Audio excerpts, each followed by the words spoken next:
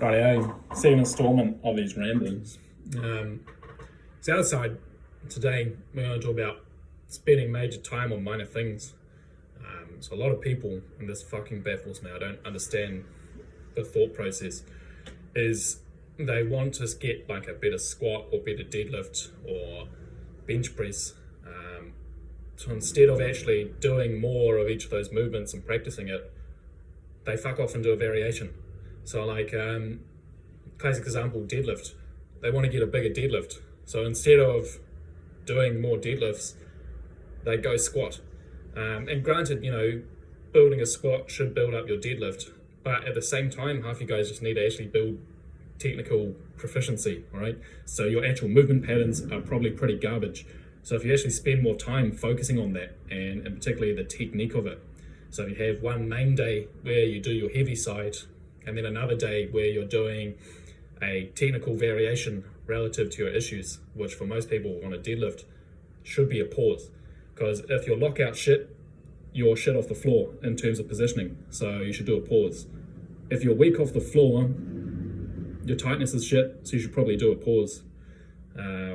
Very few times should you do a different variation to that for a deadlift, especially for beginners.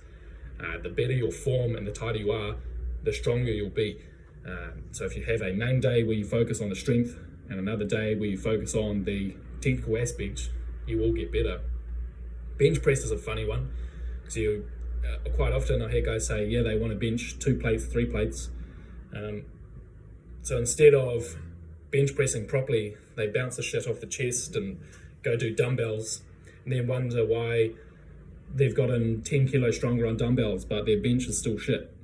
I'll tell you why. Your form's terrible. So pausing is a competition rule for powerlifting. However, it's also a great form builder for just general. So regardless if you're a bodybuilder or a powerlifter, I think pausing is probably a better way to go, because you're actually going to learn how to bench press and use your muscles properly.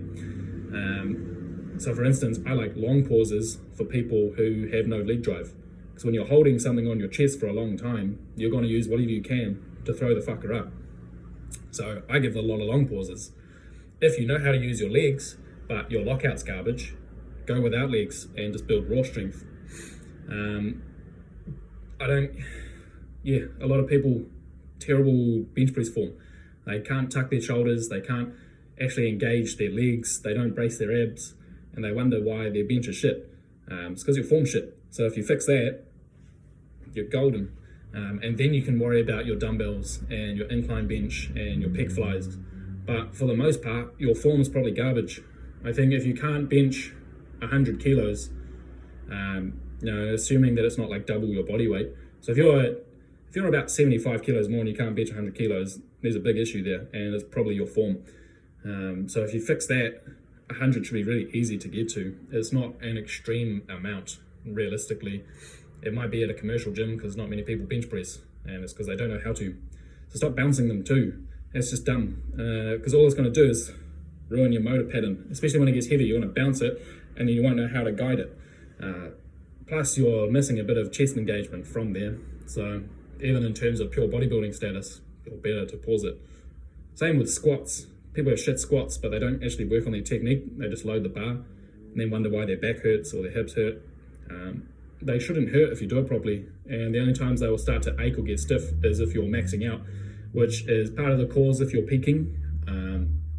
But I mean, outside of getting ready for a competition, if you're doing absolute max effort singles every week, week in, week out, you've got a programming issue. You should do some heavy work with it, obviously, if you're trying to be a strength athlete, but you don't need to literally max it every time. Build up to it.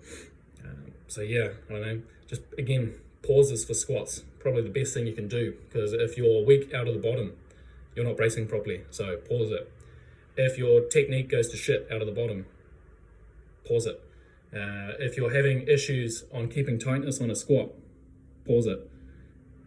Pauses work, man. Tempos work as well. If you can't seem to keep control of the bar or your patterns off, go like 4 seconds down, 1 second pause, 4 seconds up. By keeping a strict motor pattern at such a long engagement, you'll get better at squatting. And the more efficient your form is, the easier it is to move weight. And then the easier it is to move weight, the more weight you can use and the more muscle mass you can engage to move that weight. So it's never a loss to work on form. So food for thought.